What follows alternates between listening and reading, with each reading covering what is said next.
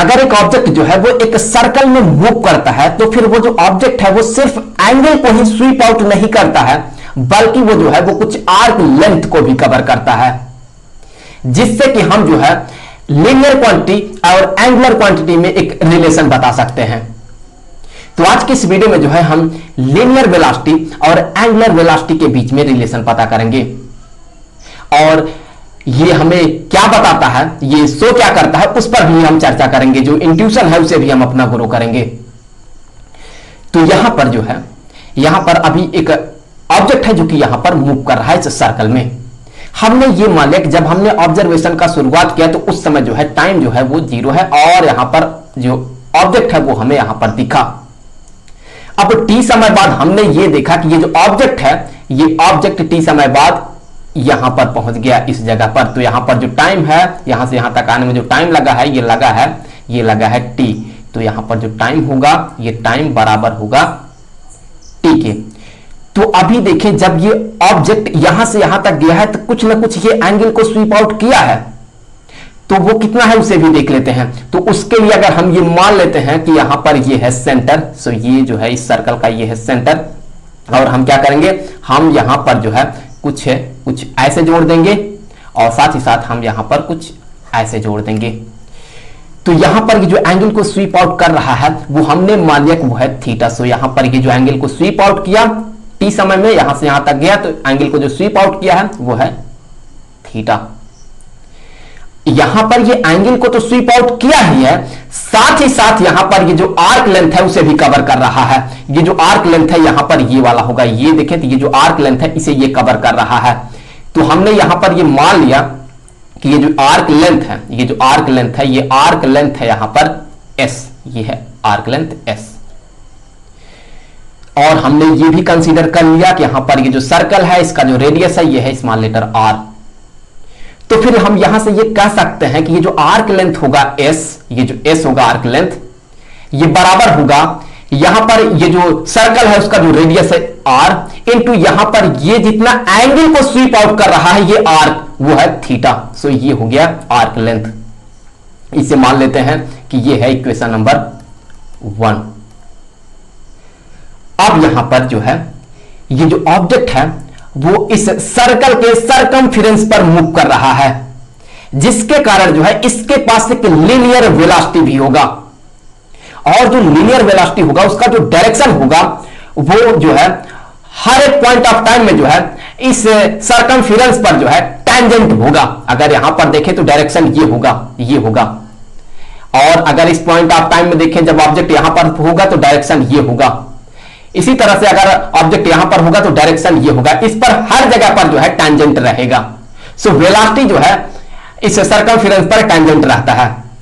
तो अगर हम ये मान ले कि अभी यहां पर जो इंस्टैन्टेनियस वेलोसिटी है ये है v, इस जगह पर जो वेलोसिटी है ये है v, तो फिर अब जो है हम यहां पर जो ये इंस्टैन्टेनियस वेलोसिटी है इसे हम जो है यहां पर एंगुलर वेलोसिटी के साथ इंटर रिलेट करेंगे। सो हमें पता है कि ये जो इंस्टैन्टेनियस वेलोसिटी होता है, ये जो इंस्टैन्टेनियस वेलोसिटी होता है ये बराबर होता है, किसके बराबर होता है, ये बराबर होता है ds डिवाइडेड बाय dt, ये होता है इंस्टैन्टेनियस वेलोसिटी। तो मान ले कि ये है इक्वेशन नंबर 2। सो ये हो गया इक्वेशन नंबर 2। अब हम क्या करेंगे, यहां पर जो आपको s दिख रहा है इसके जगह पर ये वैल्यू को सब्स्टिट्यूट करेंगे फ्रॉम इक्वेशन 1 एंड 2। ये यहां पर ये इक्वेशन जो आपको दिख रहा है ये है 2। सो ये इक्वेशन नंबर है 2। तो फिर यहां पर जो है from equation 1 and 2, from equation 1 and equation 2। तो यहां पर आगे बढ़ते हैं। तो यहां पर ये जो वेलोसिटी है, लीनियर वेलोसिटी, ये बराबर हो जाएगा s के जगह पर तो हम ये वैल्यू रखेंगे, तो यहां पर ये हो जाएगा d बाई dt, और यहां पर होगा स्मॉल लेटर r इंटू यहां पर ये जो एंगल को स्वीप आउट कर रहा है ये। तो फिर यहां पर इससे आगे अगर आप देखें तो ये जो r है ये एक कांस्टेंट है। क्यों? क्योंकि जब ये पार्टिकल यहां पर होगा, ये जो ऑब्जेक्ट है जब यहां पर होगा तो यहां पर जो रेडियस होगा इसके लिए ये यहां भी स्मॉल लेटर r होगा, सो यहां पर जब होगा तो भी यहां पर ये जो रेडियस है ये स्मॉल लेटर आर ही होगा। तो आर जो है यहां पर इसका रेडियस है सर्कल का, तो ये कांस्टेंट रहेगा, इसलिए यहां से हम इसे कर लेंगे बाहर। तो इससे आगे ये जो लीनियर वेलोसिटी है ये बराबर हो जाएगा आर, फिर यहां पर डी थीटा डिवाइडेड बाय यहां पर ये है डी टी।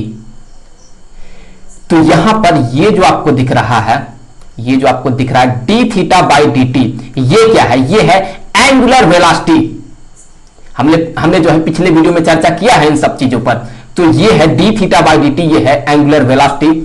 तो यहां से ये जो v है जो कि लीनियर वेलोसिटी है ये बराबर हो जाएगा, ये बराबर हो जाएगा यहां पर ये जो आपको रेडियस दिख रहा है सर्कल का, ये स्मॉल लेटर r इंटू यहां पर ये जो एंगुलर वेलोसिटी होगा ओमेगा। ये तो ये हो गया लीनियर वेलोसिटी और एंगुलर वेलोसिटी के बीच में रिलेशन।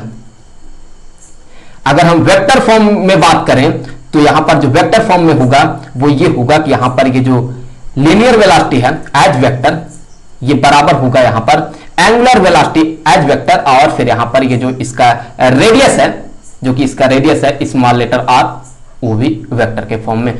सो यहां पर ये हो गया, इनके बीच में जो रिलेशन है ये हो गया वेक्टर के फॉर्म में। अब एक बार जो है इस फार्मूले को समझने का कोशिश किया जाए। यहां पर ये जो आर आपको दिख रहा है, ये जितना ज्यादा होगा उस ऑब्जेक्ट के लिए जो लीनियर वेलोसिटी होगा वह भी उतना ज्यादा होगा।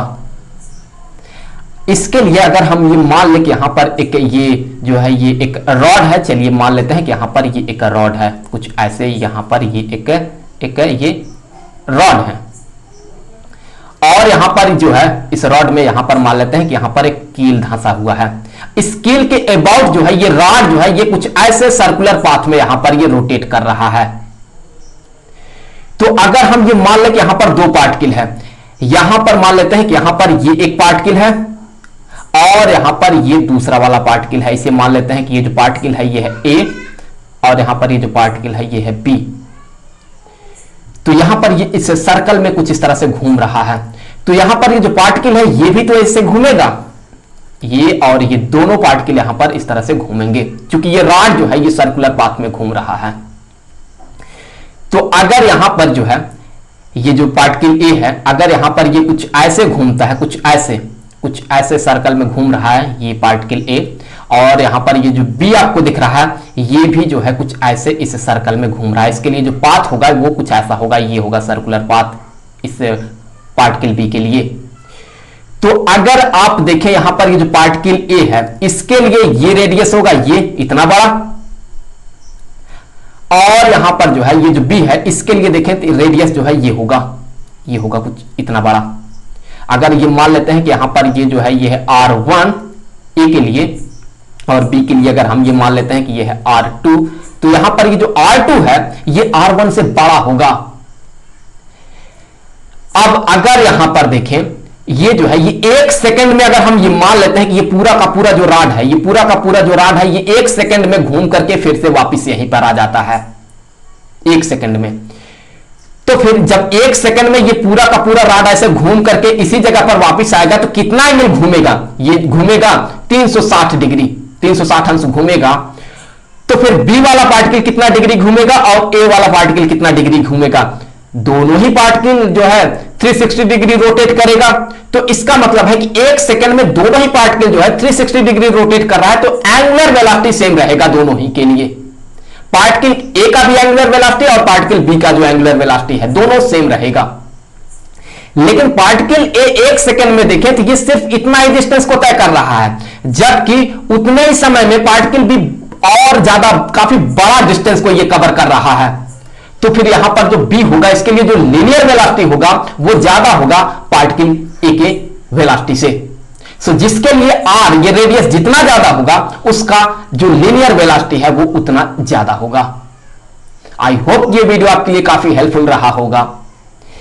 अब अगले वीडियो में जो है हम जो है सेंट्रीपिटल एक्सीलरेशन पे बात करेंगे, तो मिलेंगे आपसे अगले वीडियो में।